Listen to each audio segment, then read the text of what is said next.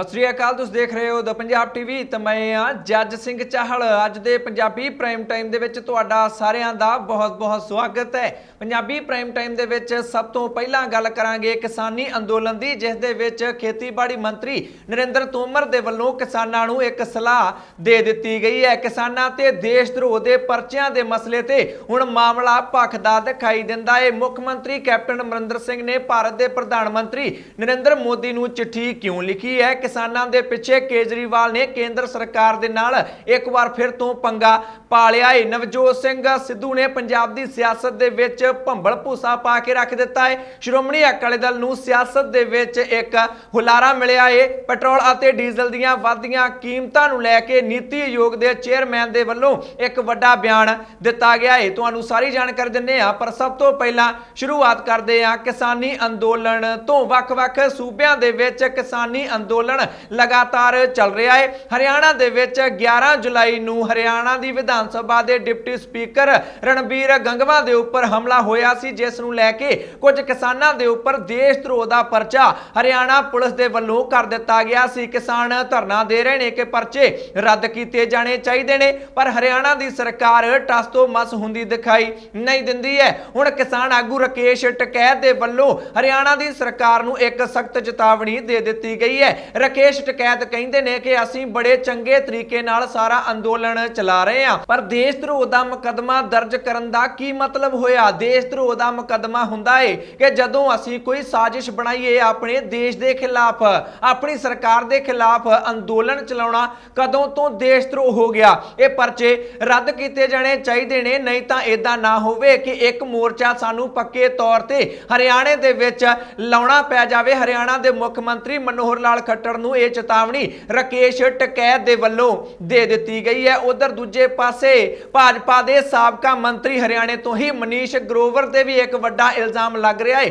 कि उन्होंने महिला किसानां दे वल एक गंदा इशारा कर दिता है, भद्दा इशारा उन्होंने महिला किसानां दे वल नूं कर दिता है। अते मनीष ग्रोवर दे घर दे बाहर भी हुण पक्का मोर्चा किसानां दे वल्लों ला दिता गया है। किसान मंग कर रहे ने कि किसानां दे विच आके जनतक तौर ते मनीष ग्रोवर नूं मुआफी मंगनी चाहिदी है। मनीष ग्रोवर कहंदे ने कि मैं मुआफी किस गल दी मंगा जदों मैं कुछ गलत कीता ही नहीं है, ये मेरे ते झूठे इल्जाम लाए जा रहे ने। हुण हरियाणा दे किसान आगू गुरनाम सिंह चड़ूनी ने मनीष ग्रोवर अते भारतीय जनता पार्टी जजपा दे लीडरां नूं एक सलाह दे दित्ती है। गुरनाम सिंह चड़ूनी कहंदे ने कि सानू शर्म आउंदी है, इस गल दे खिलाफ मोर्चा लाउंदियां भी सानू शर्म आउंदी है। इन्हां नूं इदां नहीं करना चाहिदा सी। जेकर गलती कर भी बैठे ने तां इन्हां नूं मुआफी मंग लैनी चाहिदी है। जिन्नी छेती ये मुआफी मंगणगे उन्नी छेती असीं ये मोर्चा खत्म कर देंगे। छेती ही इस नूं मुका देना चाहिदा इस मसले नूं, नहीं तां फिर सानू कोई तकड़ा फैसला लेना पवेगा, क्योंकि असी मोर्चा लाया होया है। पर मनीष ग्रोवर नहीं मान रहे। इस करके जेकर छेती तो छेती जनतक तौर ते किसानां दे विच खड़े होके मनीष ग्रोवर ने मुआफी ना मंगी तां फिर सानू किसी अगले ऐलान वाल कदम पुटना पएगा। यह चेतावनी गुरनाम सिंह चड़ूनी दे वल्लों दे दित्ती गई है। उन्होंने बाकी बीजेपी अते जेजेपी दे लीडरां नूं भी सलाह दित्ती है कि अपने लीडर नूं समझाओ कि जदों कोई अजिहा मसला हो जाता है तां फिर उसनूं ज्यादा लमकाउणा नहीं चाहिए, मुआफी मंग के काम खत्म करना चाहिए। नहीं तो जेकर अगे वधिया तां इह सरकार दे लई चंगा नहीं होएगा। अजिहियां चेतावनियां हुण किसान आगूआं दे वल्लों इत्थे सरकारां नूं दित्तियां जा रहीआं ने। अगे वधदे आ, गल देश दे खेतीबाड़ी मंत्री नरेंद्र तोमर दी कर लैने आ। उन्हां दे वल्लों भी पूरे देश दे किसानां नूं एक सलाह दित्ती गई है, खास तौर ते उन्हां किसानां नूं जिन्हां दे वल्लों खेती कानूनां दे खिलाफ अंदोलन चलाया जा रहा है। नरेंद्र तोमर कहते हैं कि अंदोलन खत्म करके खेती कानूनां दे जिहड़े लाभ ने उन्हां दा फायदा किसानां नूं चुकना चाहिदा है। साडी सरकार दे वल्लों लगातार किसानां दे जीवन पद्धर नूं उच्चा चुकण लई काम कीता जा रहा है। जिहड़े असीं खेती कानून लिआंदे ने ਇਹ ਖੇਤੀਬਾੜੀ ਸੈਕਟਰ ਦੀਆਂ ਨੀਹਾਂ ਨੂੰ ਮਜ਼ਬੂਤ ਕਰਨਗੇ ਜਿਹੜੇ ਕਿ ਪਿਛਲੀ ਸਰਕਾਰ ਨੇ ਨੀਹਾਂ ਖੋਖਲੀਆਂ ਕਰ ਦਿੱਤੀਆਂ ਸਨ। ਸਾਡੀ ਸਰਕਾਰ ਖੇਤੀਬਾੜੀ ਸੈਕਟਰ ਦੀਆਂ ਉਹਨਾਂ ਹੀ ਨੀਹਾਂ ਨੂੰ ਮਜ਼ਬੂਤ ਕਰਨ ਦੀ ਕੋਸ਼ਿਸ਼ ਕਰ ਰਹੀ ਹੈ ਤੇ ਲਗਾਤਾਰ ਅਸੀਂ ਅਜਿਹੀਆਂ ਕੋਸ਼ਿਸ਼ਾਂ ਕਰਦੇ ਰਹਾਂਗੇ।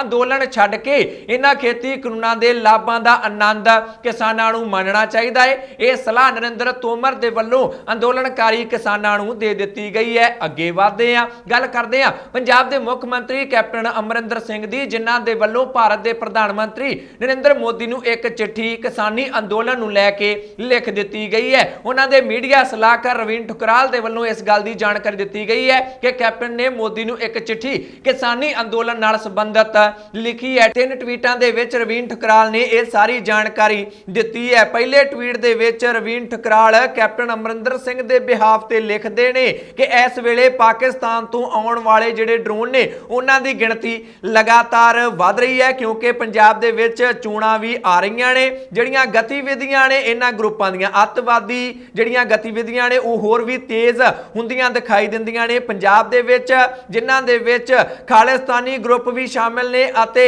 ਪਾਕਿਸਤਾਨ ਦੇ ਅੱਤਵਾਦੀ ਗਰੁੱਪ ਵੀ ਸ਼ਾਮਿਲ ਨੇ। ਉਹਨਾਂ ਦੇ ਵੱਲੋਂ ਪੰਜਾਬ ਦੇ ਵਿੱਚ ਅੱਤਵਾਦੀ ਗਤੀਵਿਧੀਆਂ ਤੇਜ਼ ਕਰ ਦਿੱਤੀਆਂ ਗਈਆਂ ਨੇ।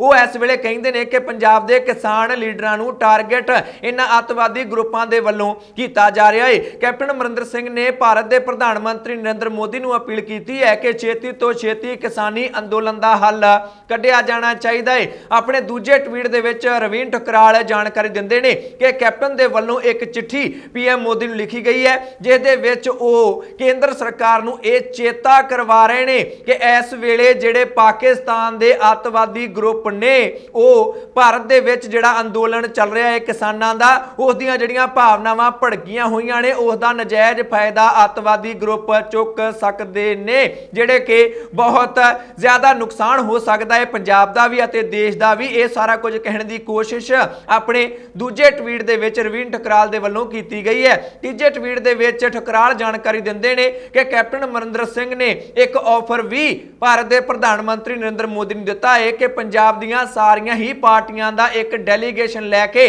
ਕੈਪਟਨ ਅਮਰਿੰਦਰ ਸਿੰਘ ਪੀਐਮ ਮੋਦੀ ਦੇ ਕੋਲ ਜਾਣ ਲਈ ਤਿਆਰ ਨੇ ਤਾਂ ਜੋ ਸਾਰਿਆਂ ਲਈ ਹੀ ਸਹੀ ਇੱਕ ਸੋਲੂਸ਼ਨ ਕੱਢਿਆ ਜਾ ਸਕੇ, ਇਸ ਮਸਲੇ ਦਾ ਹੱਲ ਕੱਢਿਆ ਜਾ ਸਕੇ ਜਿਹੜਾ ਕਿ ਇਸ ਵੇਲੇ ਸੂਬੇ ਦੀ ਸਮਾਜਿਕ ਅਤੇ ਆਰਥਿਕ ਜਿਹੜੀ ਸਥਿਤੀ ਹੈ ਉਸ ਦੇ ਲਈ ਬਹੁਤ ਜ਼ਰੂਰੀ ਹੈ। ਇਹ ਸਾਰਾ ਕੁਝ ਕਹਿਣ ਦੀ ਕੋਸ਼ਿਸ਼ ਕੈਪਟਨ ਅਮਰਿੰਦਰ ਸਿੰਘ ਦੇ ਵੱਲੋਂ ਭਾਰਤ ਦੇ ਪ੍ਰਧਾਨ ਮੰਤਰੀ ਨੂੰ ਲਿਖੀ ਗਈ ਚਿੱਠੀ ਦੇ ਵਿੱਚ ਕਹਿਣ ਦੀ ਕੋਸ਼ਿਸ਼ ਕੀਤੀ ਗਈ ਹੈ। ਜੇਕਰ ਤੁਹਾਨੂੰ ਸਾਫ਼ ਭਾਸ਼ਾ ਦੇ ਵਿੱਚ, ਸੌਖੀ ਭਾਸ਼ਾ ਦੇ ਵਿੱਚ ਦੱਸਣ ਦੀ ਕੋਸ਼ਿਸ਼ ਕਰੀਏ ਤਾਂ ਕੈਪਟਨ ਨੇ ਜਿਹੜੀ ਚਿੱਠੀ ਲਿਖੀ ਹੈ ਪੀਐਮ ਮੋਦੀ ਨੂੰ, ਉਸ ਦੇ ਵਿੱਚ ਉਹ ਕਹਿ ਰਹੇ ਨੇ ਕਿ ਪਾਕਿਸਤਾਨ ਕਿਸਾਨਾਂ ਦੇ ਅੰਦੋਲਨ ਦਾ ਫਾਇਦਾ ਚੁੱਕ ਸਕਦਾ ਹੈ ਕਿਉਂਕਿ ਪੰਜਾਬ ਦੇ ਲੋਕਾਂ ਦੀਆਂ ਭਾਵਨਾਵਾਂ ਭੜਕੀਆਂ ਹੋਈਆਂ ਨੇ। ਉਹਨਾਂ ਭਾਵਨਾਵਾਂ ਦਾ ਫਾਇਦਾ ਪਾਕਿਸਤਾਨ ਦੇ ਅੱਤਵਾਦੀ ਗਰੁੱਪਾਂ ਦੇ ਵੱਲੋਂ, ਖਾਲਿਸਤਾਨੀ ਅੱਤਵਾਦੀ ਗਰੁੱਪਾਂ ਦੇ ਵੱਲੋਂ ਉਸ ਦਾ ਫਾਇਦਾ ਚੁੱਕਿਆ ਜਾ ਸਕਦਾ ਹੈ। ਇਹ ਕਹਿਣ ਦੀ ਕੋਸ਼ਿਸ਼ ਕੈਪਟਨ ਅਮਰਿੰਦਰ ਸਿੰਘ ਦੇ ਵੱਲੋਂ ਕੀਤੀ ਗਈ। ਉਹ ਪਹਿਲਾਂ ਵੀ ਬਹੁਤ ਵਾਰ ਇਦਾਂ ਕਹਿ ਚੁੱਕੇ ਨੇ ਕਿ ਪੰਜਾਬ ਦੇ ਵਿੱਚ ਅੱਤਵਾਦ ਆ ਸਕਦਾ ਹੈ, ਇਸ ਕਰਕੇ ਕਿਸਾਨੀ ਅੰਦੋਲਨ ਦਾ ਹੱਲ ਕੱਢੋ। ਉਹ ਜ਼ਿਆਦਾਤਰ ਇਦਾਂ ਨਹੀਂ ਕਹਿੰਦੇ ਕਿ ਖੇਤੀ ਕਾਨੂੰਨ ਸਹੀ ਨਹੀਂ, ਉਹਨਾਂ ਨੂੰ ਰੱਦ ਕਰ ਦਿਓ। ਉਹ ਇਹ ਕਹਿੰਦੇ ਨੇ ਕਿ ਪਾਕਿਸਤਾਨ ਪੰਜਾਬ ਦੇ ਇਹਨਾਂ ਲੋਕਾਂ ਨੂੰ ਇਸਤੇਮਾਲ ਕਰ ਸਕਦਾ ਹੈ, ਇਸ ਕਰਕੇ ਕਿਸਾਨੀ ਅੰਦੋਲਨ ਦਾ ਹੱਲ ਕੱਢੋ। ਅਤੇ ਇਸ ਚਿੱਠੀ ਦੇ ਵਿੱਚ ਵੀ ਕੈਪਟਨ ਅਮਰਿੰਦਰ ਸਿੰਘ ਦੇ ਵੱਲੋਂ ਇਹੀ ਸਾਰਾ ਕੁਝ ਕਹਿਣ ਦੀ ਕੋਸ਼ਿਸ਼ ਕੀਤੀ ਗਈ ਹੈ। ਅੱਗੇ ਵਧਦੇ ਹਾਂ, ਗੱਲ ਆਮ ਆਦਮੀ ਪਾਰਟੀ ਦੀ ਕਰ ਲੈਂਦੇ ਹਾਂ। ਆਪ ਪੰਜਾਬ ਦੇ ਪ੍ਰਧਾਨ ਅਤੇ ਸੰਗਰੂਰ ਤੋਂ ਸੰਸਦ ਮੈਂਬਰ ਭਗਵੰਤ ਮਾਨ ਦੇ ਵੱਲੋਂ ਵੀ ਇੱਕ ਚਿੱਠੀ ਲਿਖੀ ਗਈ ਹੈ ਪਰ ਉਹਨਾਂ ਨੇ ਚਿੱਠੀ ਪੀਐਮ ਮੋਦੀ ਨੂੰ ਨਹੀਂ ਲਿਖੀ। ਉਹਨਾਂ ਨੇ ਭਾਰਤ ਦੇ ਸਾਰੇ ਹੀ ਸੰਸਦ ਮੈਂਬਰਾਂ ਦੇ ਨਾਂ ਇੱਕ ਚਿੱਠੀ ਜਾਰੀ ਕੀਤੀ ਹੈ ਅਤੇ ਆਪਣੀ ਚਿੱਠੀ ਦੇ ਵਿੱਚ ਉਹਨਾਂ ਨੇ ਭਾਰਤ ਦੇ ਸਾਰੇ ਹੀ ਸੰਸਦ ਮੈਂਬਰਾਂ ਨੂੰ ਇੱਕ ਅਪੀਲ ਕੀਤੀ ਹੈ ਕਿ ਸਾਨੂੰ ਸੰਸਦ ਦੇ ਵਿੱਚ ਕਿਸਾਨੀ ਮੁੱਦਿਆਂ ਨੂੰ ਚੁੱਕਣਾ ਚਾਹੀਦਾ ਹੈ, ਜਿਵੇਂ ਕਿ ਉਹਨਾਂ ਦੇ ਵੱਲੋਂ ਸਾਨੂੰ ਹਦਾਇਤਾਂ ਦਿੱਤੀਆਂ ਗਈਆਂ ਨੇ। ਕਿਸਾਨਾਂ ਦੇ ਵੱਲੋਂ ਵਿਰੋਧੀ ਪਾਰਟੀਆਂ ਦੇ ਸੰਸਦ ਮੈਂਬਰਾਂ ਨੂੰ ਇੱਕ ਵਿਪ ਜਾਰੀ ਕੀਤਾ ਗਿਆ ਹੈ ਜਿਸ ਦੇ ਵਿੱਚ ਮੰਗ ਇਹ ਕੀਤੀ ਗਈ ਹੈ ਕਿ जिन्ने भी विरोधी पार्टियां दे संसद मैंबर ने उन्होंने संसद दे विच साडे मुद्दे चुकने ने। भगवंत मान अपनी चिट्ठी दे विच सारे ही संसद मैंबरां नूं अपील करते हैं कि सानू किसानां दी गल मननी चाहिदी है। वो कहते हैं कि यह सारा कुछ करना साडा फर्ज भी है अते साडा धर्म भी बनता है। इस करके आपां इस वार संसद दे सैशन दे विचों वॉकआउट नहीं करना, सगों अंदर रह के ही ये असीं आवाज़ चुकनी है कि खेती कानून रद्द कीते जाने चाहिए ने। अपनी चिट्ठी दे विच उन्हां ने तृणमूल कांग्रेस, समाजवादी पार्टी समेत सारियां ही पार्टियां नूं राजनीति तो उपर उठ के इस मुद्दे नूं गंभीरता नाल चुकण दी ताकीद कीती है। भगवंत मान ने उन्हां सारियां नूं ही अपील कीती है जिहड़े भी इस वेले विरोधी पार्टियां दे संसद मैंबर ने किसानां नूं भी भरोसा दिवाया है कि आम आदमी पार्टी सदन दे अंदर उन्हां दी आवाज़ जरूर चुकेगी। भगवंत मान दे वल्लों भी एक ये चिट्ठी लिखी गई है अते एक चिट्ठी कैप्टन अमरिंदर सिंह ने लिखी सी अते इन्हां चिट्ठियां दे विच काफ़ी फर्क देखा जा सकता है। अगली खबर दे वल वधदे आ। अगली खबर भी आम आदमी पार्टी अते किसानां दे नाल ही जुड़ी हुई है। किसानां दे करके दिल्ली दे मुख मंत्री अरविंद केजरीवाल ने केंद्र दी सरकार दे नाल दिल्ली दे उप राज्यपाल दे नाल पंगा ले लिया है।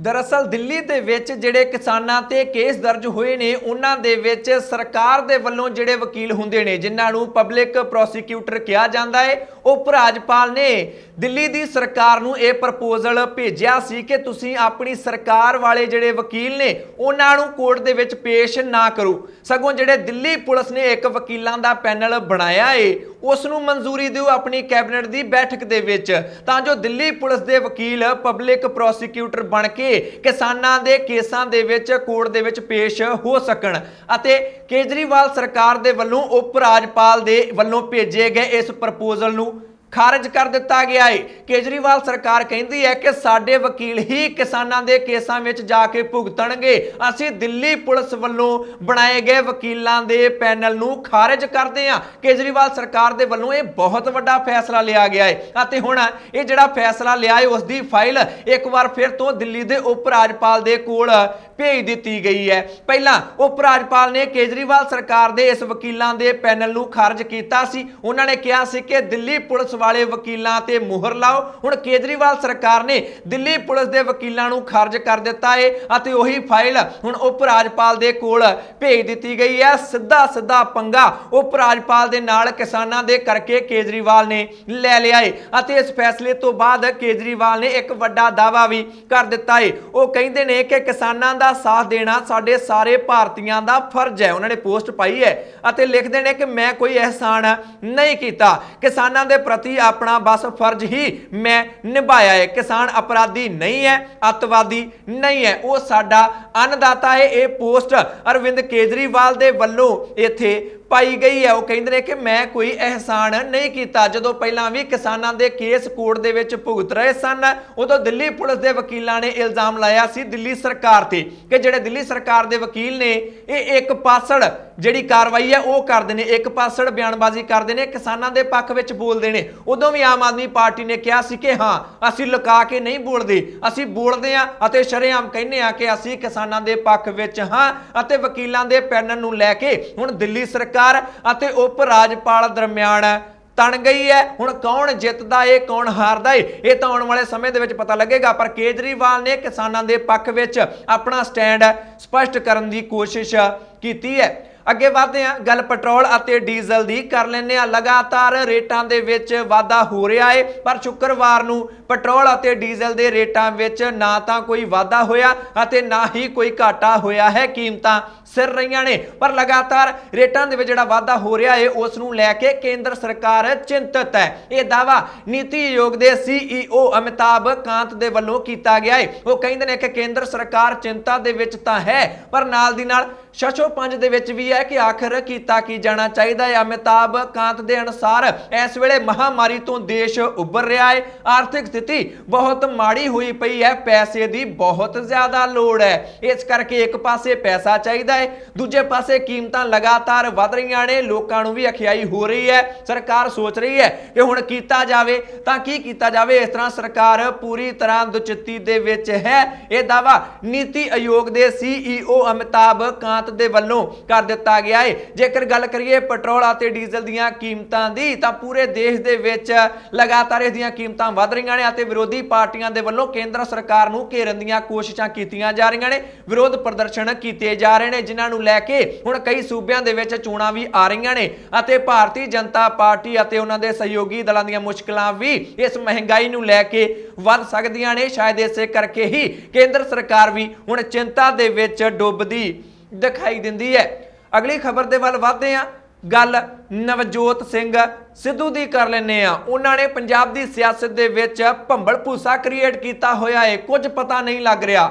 ਮਿੰਟ ਬਾਅਦ ਲੱਗਦਾ ਹੈ ਕਿ ਉਹ ਪੰਜਾਬ ਕਾਂਗਰਸ ਦੇ ਪ੍ਰਧਾਨ ਬਣ ਗਏ ਨੇ, ਅਗਲੇ ਹੀ ਮਿੰਟ ਲੱਗਦਾ ਹੈ ਨਹੀਂ ਬਣੇ, ਕੋਈ ਅੜਿੱਕਾ ਆ ਗਿਆ ਹੈ। ਹੁਣ ਖਬਰਾਂ ਆ ਰਹੀਆਂ ਨੇ ਕਿ ਪੱਕਾ ਹੋ ਗਿਆ ਹੈ ਨਵਜੋਤ ਸਿੰਘ ਸਿੱਧੂ ਪ੍ਰਧਾਨ ਬਣਨਗੇ ਅਤੇ ਪੱਕਾ ਬਣ ਕੇ ਹੀ ਰਹਿਣਗੇ ਅਤੇ ਸਿੱਧੂ ਦੇ ਸਮਰਥਕਾਂ ਦੇ ਵੱਲੋਂ ਹੁਣ ਲੱਡੂ ਵੰਡ ਕੇ ਖੁਸ਼ੀਆਂ ਮਨਾਉਣੀਆਂ, ਜਸ਼ਨ ਮਨਾਉਣੇ ਵੀ ਸ਼ੁਰੂ ਕਰ ਦਿੱਤੇ ਗਏ ਨੇ। ਉਹਨਾਂ ਦੇ ਪਟਿਆਲੇ ਵਾਲੇ ਘਰ ਦੇ ਵਿੱਚ ਵੀ ਲੱਡੂ ਵੰਡੇ ਗਏ ਨੇ ਅਤੇ ਅੰਮ੍ਰਿਤਸਰ ਵਾਲੇ ਘਰ ਦੇ ਵਿੱਚ ਵੀ ਲੱਡੂ ਵੰਡ ਕੇ, ਮਠਿਆਈਆਂ ਵੰਡ ਕੇ ਸਿੱਧੂ ਸਮਰਥਕਾਂ ਦੇ ਵੱਲੋਂ ਆਪਣੀ ਖੁਸ਼ੀ ਦਾ ਇਜ਼ਹਾਰ ਵੀ ਕਰ ਦਿੱਤਾ ਗਿਆ ਹੈ। ਇਸ ਤੋਂ ਪਹਿਲਾਂ ਅੱਜ ਸਵੇਰੇ ਹੀ ਸਿੱਧੂ ਨੂੰ ਦਿੱਲੀ ਤਲਬ ਕੀਤਾ ਗਿਆ ਜਿੱਥੇ ਸੋਨੀਆ ਗਾਂਧੀ, ਰਾਹੁਲ ਗਾਂਧੀ, ਹਰੀਸ਼ ਰਾਵਤ ਦੇ ਨਾਲ ਨਵਜੋਤ ਸਿੰਘ ਸਿੱਧੂ ਦੀ ਬੈਠਕ ਹੋਈ। ਉਸ ਤੋਂ ਬਾਅਦ ਸਿੱਧੂ ਬਾਹਰ ਨਿਕਲੇ ਤਾਂ ਮੀਡੀਆ ਦੇ ਨਾਲ ਕੋਈ ਵੀ ਗੱਲਬਾਤ ਨਾ ਕੀਤੀ। ਹਰੀਸ਼ ਰਾਵਤ ਬਾਹਰ ਨਿਕਲੇ ਤਾਂ ਉਹਨਾਂ ਨੇ ਕਹਿ ਦਿੱਤਾ ਕਿ ਮੈਂ ਇਦਾਂ ਕਦੋਂ ਕਿਹਾ ਸੀ ਕਿ ਸਿੱਧੂ ਨੂੰ ਅਸੀਂ ਪੰਜਾਬ ਪ੍ਰਦੇਸ਼ ਕਾਂਗਰਸ ਕਮੇਟੀ ਦਾ ਪ੍ਰਧਾਨ ਬਣਾਉਣ ਜਾ ਰਹੇ ਹਾਂ।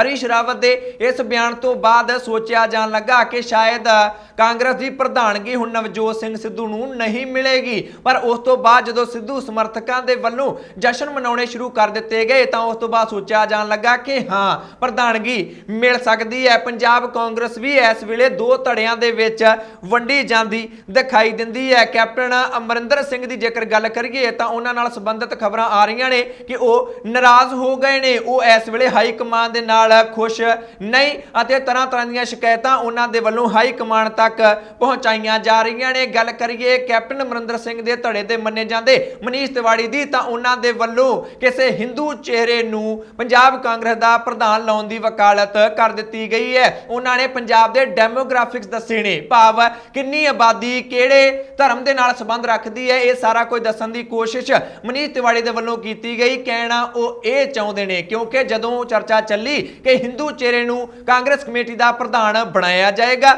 ਉਦੋਂ ਸਭ ਤੋਂ ਉੱਪਰ ਉਹਨਾਂ ਦਾ ਨਾਮ ਹੀ ਆਇਆ ਸੀ, ਭਾਵ ਮਨੀਸ਼ ਤਿਵਾੜੀ ਦਾ ਨਾਮ ਆਇਆ ਸੀ। ਹੁਣ ਜਦੋਂ ਸਿੱਧੂ ਬਣਨ ਲੱਗੇ ਨੇ ਤਾਂ ਉਹਨਾਂ ਦਾ ਪੱਤਾ ਕੱਟਿਆ ਗਿਆ ਹੈ। ਇਸ ਕਰਕੇ ਉਹਨਾਂ ਨੂੰ ਕਾਫੀ ਜ਼ਿਆਦਾ ਗੁੱਸਾ ਲੱਗਾ ਹੈ। ਰਾਜਾ ਵੜਿੰਗ ਦੇ ਕੋਲੋਂ ਪੁੱਛਿਆ ਗਿਆ ਤਾਂ ਉਹ ਕਹਿੰਦੇ ਨੇ ਕਿ ਕਾਂਗਰਸ ਪਾਰਟੀ ਇਕਜੁੱਟ ਹੈ, ਘਰਾਂ ਦੇ ਵਿੱਚ ਵੀ ਲੜਾਈਆਂ ਹੋ ਹੀ ਜਾਂਦੀਆਂ ਨੇ, ਕੋਈ ਗੱਲ ਨਹੀਂ, ਸਾਰੇ ਇਕਜੁੱਟ ਹੋ ਜਾਵਾਂਗੇ ਅਤੇ ਉਸ ਤੋਂ ਬਾਅਦ 2022 ਦੀਆਂ ਚੋਣਾਂ ਇਕੱਠੇ ਹੋ ਕੇ ਲੜਾਂਗੇ। ਪ੍ਰਗਟ ਸਿੰਘ ਦੇ ਕੋਲੋਂ ਪੁੱਛਿਆ ਗਿਆ, ਉਹ ਕਹਿੰਦੇ ਨੇ ਕਿ ਪਾਰਟੀ ਮਜ਼ਬੂਤ ਹੋਏਗੀ ਜੇਕਰ ਨਵਜੋਤ ਸਿੰਘ ਸਿੱਧੂ ਨੂੰ ਜ਼ਿੰਮੇਵਾਰੀ ਦਿੱਤੀ ਜਾਂਦੀ ਹੈ। ਹਰਸਿਮਰਤ ਕੌਰ ਬਾਦਲ ਵੀ ਇਸ ਬਾਰੇ ਬੋਲ ਪਏ ਨੇ। ਉਹ ਕਹਿੰਦੇ ਨੇ ਕਿ ਅਸੀਂ ਕਿਹਾ ਸੀ ਕਿ ਜਿਹੜੇ ਲੋਕ ਬੇਅਦਬੀ ਤੇ ਸਿਆਸਤ ਕਰਦੇ ਨੇ ਉਹਨਾਂ ਦਾ ਕੱਖ ਨਾ ਰਹੇ। ਦੇਖ ਲਓ ਕਾਂਗਰਸ ਦਾ ਕੱਖ ਨਹੀਂ ਰਿਹਾ, ਆਪਸ ਵਿੱਚ ਲੜ ਪਏ ਨੇ ਅਤੇ ਕੁਰਸੀਆਂ ਪਿੱਛੇ ਲੜ ਰਹੇ ਨੇ ਜਿਹੜੇ ਨਵਜੋਤ ਸਿੰਘ ਸਿੱਧੂ ਨੇ। ਜੇਕਰ ਇਹਨਾਂ ਨੂੰ ਪੰਜਾਬ ਦੇ ਭਲੇ ਦੀ ਕੋਈ ਵੀ ਫਿਕਰ ਹੁੰਦੀ, ਪਾਵਰ ਮਹਿਕਮਾ ਮਿਲਦਾ ਸੀ। ਰੌਲਾ ਤਾਂ ਬਹੁਤ ਪਾਉਂਦੇ ਨੇ ਕਿ ਬਿਜਲੀ ਸਮਝੌਤੇ ਗਲਤ ਹੋਏ ਨੇ, ਬਿਜਲੀ ਮਹਿੰਗੀ ਮਿਲਦੀ ਹੈ, ਪਾਵਰ ਮਹਿਕਮਾ ਮਿਲਦਾ ਸੀ, ਮਹਿਕਮਾ ਲੈ ਕੇ ਸੁਧਾਰ ਕਰਨੇ ਚਾਹੀਦੇ ਸਨ।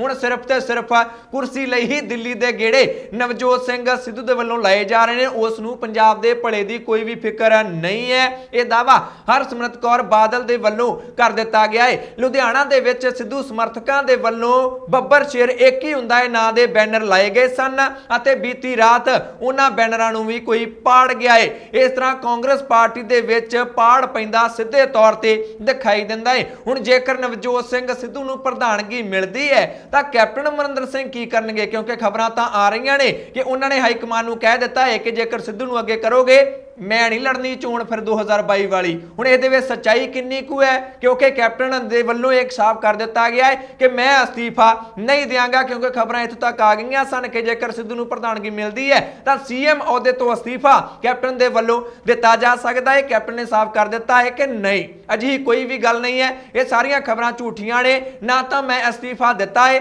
ਅਤੇ ਨਾ ਹੀ ਮੈਂ ਅਸਤੀਫਾ ਦੇਣ ਦੀ ਕੋਈ ਵੀ ਗੱਲ ਆਖੀ ਹੈ। ਇਹ ਸਾਰਾ ਕੁਝ ਸਾਫ਼ ਇੱਥੇ ਕੈਪਟਨ ਅਮਰਿੰਦਰ ਸਿੰਘ ਦੇ ਵੱਲੋਂ ਕਰ ਦਿੱਤਾ ਗਿਆ ਹੈ। ਪਰ ਨਵਜੋਤ ਸਿੰਘ ਸਿੱਧੂ ਦੇ ਆਲੇ ਦੁਆਲੇ ਇਸ ਵੇਲੇ ਪੰਜਾਬ ਦੀ ਸਿਆਸਤ ਘੁੰਮਦੀ ਦਿਖਾਈ ਦਿੰਦੀ ਹੈ।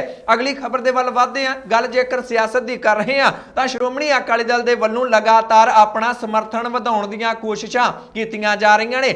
ਅੱਜ ਜਲੰਧਰ ਦੇ ਵਿੱਚ ਸ਼੍ਰੋਮਣੀ ਅਕਾਲੀ ਦਲ ਨੂੰ ਇੱਕ ਸਿਆਸੀ ਹੁਲਾਰਾ ਮਿਲ ਗਿਆ ਹੈ। ਡੈਮੋਕ੍ਰੈਟਿਕ ਪਾਰਟੀ ਆਫ ਇੰਡੀਆ ਦੇ ਵੱਲੋਂ ਸ਼੍ਰੋਮਣੀ ਅਕਾਲੀ ਦਲ ਅਤੇ ਬਹੁਜਨ ਸਮਾਜ ਪਾਰਟੀ ਦਾ ਸਮਰਥਨ ਕਰਨ ਦਾ ਐਲਾਨ ਕਰ ਦਿੱਤਾ ਗਿਆ ਹੈ। ਜਲੰਧਰ ਦੇ ਵਿੱਚ ਪ੍ਰੈਸ ਕਾਨਫਰੰਸ ਕੀਤੀ ਗਈ ਹੈ ਸੁਖਬੀਰ ਸਿੰਘ ਬਾਦਲ ਦੇ ਵੱਲੋਂ। ਇਸ ਮੌਕੇ ਬੋਲਦਿਆਂ ਉਹ ਕਹਿੰਦੇ ਨੇ ਕਿ ਡੀਪੀਆਈ ਦੇ ਵੱਲੋਂ ਜਿਹੜਾ ਸਾਨੂੰ ਸਮਰਥਨ ਦਿੱਤਾ ਗਿਆ ਹੈ ਉਸ ਦੇ ਨਾਲ ਸਾਨੂੰ ਪੰਜਾਬ ਦੀ ਸਿਆਸਤ ਦੇ ਵਿੱਚ ਕਾਫੀ ਜ਼ਿਆਦਾ ਫਾਇਦਾ ਹੋਵੇਗਾ ਅਤੇ ਸਾਡੀ ਸਰਕਾਰ ਬਣੇਗੀ। ਜਿਹੜੀਆਂ ਸਹੂਲਤਾਂ ਦਾ ਐਲਾਨ ਅਸੀਂ ਪਹਿਲਾਂ ਕੀਤਾ ਸੀ ਉਹ ਵੀ ਦਿੱਤੀਆਂ ਸਨ, ਜਿਹੜੀਆਂ ਸਹੂਲਤਾਂ ਦਾ ਐਲਾਨ ਅਸੀਂ ਹੁਣ ਕਰ ਰਹੇ ਹਾਂ ਉਹ ਵੀ ਦਿਆਂਗੇ। ਪੰਜਾਬ ਦੇ ਲੋਕਾਂ ਨੂੰ ਸਾਡੇ ਤੇ ਭਰੋਸਾ ਰੱਖਣਾ ਚਾਹੀਦਾ ਹੈ। ਪਰ ਜਿਹੜਾ ਐਲਾਨ ਹੁਣ ਨਵਾਂ ਸੁਖਬੀਰ ਬਾਦਲ ਵੱਲੋਂ ਕੀਤਾ ਗਿਆ ਹੈ ਕਿ ਅਸੀਂ 2 ਡਿਪਟੀ ਸੀਐਮ ਲਾਵਾਂਗੇ, ਉਸ ਨੂੰ ਲੈ ਕੇ ਸਿਮਰਜੀਤ ਸਿੰਘ ਬੈਂਸ ਦੇ ਵੱਲੋਂ ਸੁਖਬੀਰ ਬਾਦਲ ਤੇ ਤੰਜ਼ ਕੱਸਿਆ ਗਿਆ ਹੈ। ਉਹਨਾਂ ਨੇ ਇਸ ਡਿਪਟੀ ਸੀਐਮ 2 ਡਿਪਟੀ ਸੀਐਮ ਲਾਉਣ ਵਾਲੇ ਐਲਾਨ ਤੇ ਜਵਾਬ ਦਿੱਤਾ ਹੈ। ਸਿਮਰਜੀਤ ਸਿੰਘ ਬੈਂਸ ਨੇ ਇੱਕ ਫੇਸਬੁੱਕ ਤੇ ਪੋਸਟ ਪਾਈ ਹੈ ਜਿਸ ਦੇ ਵਿੱਚ ਉਹ ਕਹਿੰਦੇ ਨੇ ਕਿ ਭਾਵੇਂ ਤੁਸੀਂ 2 ਦੀ ਥਾਂ ਹੁਣ 4 ਡਿਪਟੀ ਸੀਐਮ ਬਣਾ ਲਓ ਜੇਕਰ ਤੁਹਾਡੀ ਸਰਕਾਰ ਬਣੀ।